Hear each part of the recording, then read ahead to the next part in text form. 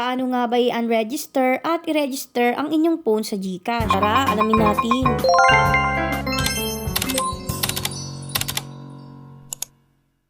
So dahil nga medyo mabagal na yung lumang phone ko, nag-upgrade ako at bumili ng bagong phone. So dahil nga may bagong phone na ako, need nating ilipat yung mga apps na ginagamit ko papunta sa aking new phone. At isa na nga yung GCash dito. Siyempre dahil kampante naman ako na alam ko yung phone number tsaka yung PIN, in-install ko siya agad sa aking old phone. Tapos in-install ko din agad sa aking new phone. Kapag enter ko ng number, ng PIN tsaka nung selfie check or verification check, ay ganito naman yung lumabas. So hindi ko pa rin siya ma-open sa aking new phone. Dahil nga daw, need muna nating i-unregister sa aking lumang phone yung GCash ko bago ko ma-register dito sa aking bagong phone. Tapos may checking dito na 4 to 5 hours. Kaya hindi mo rin talaga to agad-agad maayos. So dahil nga nakikita nyo, 11:51 ko pa siya pwedeng maayos kasi nung time na ginawa ko to, I think 7 or 8 PM na eh. Ano, choice talaga ako at inintay ko na lang magkinabukasan. Morning na ay in-install ko ulit sa old phone ko yung GCash. Tapos in-enter ko yung PIN tsaka yung number ko syempre at na-open ko nga siya.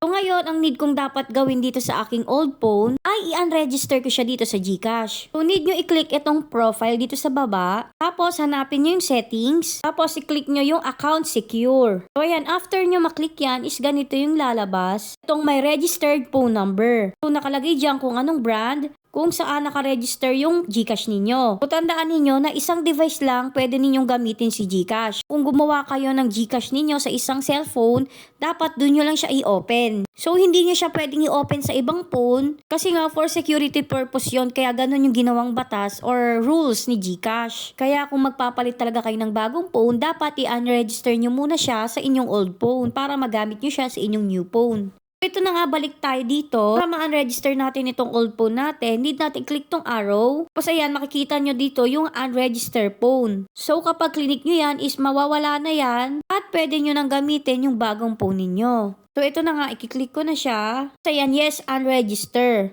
Tapos ayan, processing lang. Saglit na saglit lang yan. Pero ito na nga, need nila ng face verification. Kasi nga para malaman nila na ikaw yung nag-unregister talaga. So ayan, saglit lang din naman yan. Nag-blink lang ako ng eyes. Tapos nag-stay still. Tapos ayan na. Unregister ko na yung old phone ko dito sa aking GCash. Dito nababasa ninyo sa next login. Kailangan mo mag-register ng bagong phone sa GCash account mo para G-Save ka. So, ito, dahil na unregister na siya, ang ginawa ko ay in-install ko na siya dito sa aking old phone at in-install ko na siya sa aking new phone. So ito na nga, ito na yung new phone ko, in-install ko na yung GCash at syempre ang unang-una kong dapat gawin ay i-enter ang aking mobile number. So kapag okay na, i-click na yung next, tapos syempre kailangan ng authentication code. Tapos ang next naman ay i-enter mo na yung MPIN mo. So ito nga, dahil nga wala nang nakaregister sa aking GCash account, cellphone, need ko na itong i-register. So click ko itong yes, register this phone. Tapos ito ang dapat gawin ay i-verify, syempre face recognition lang yan. Tapos ayan, kapag okay na, is ayan, makikita niya, congratulations, account secure ka na. Meaning, itong new phone ko ay nakaregister na at pwede ko na siyang i-open sa aking GCash account. So, itatry ko na siya. So, ito kaya nga trinay ko na siya.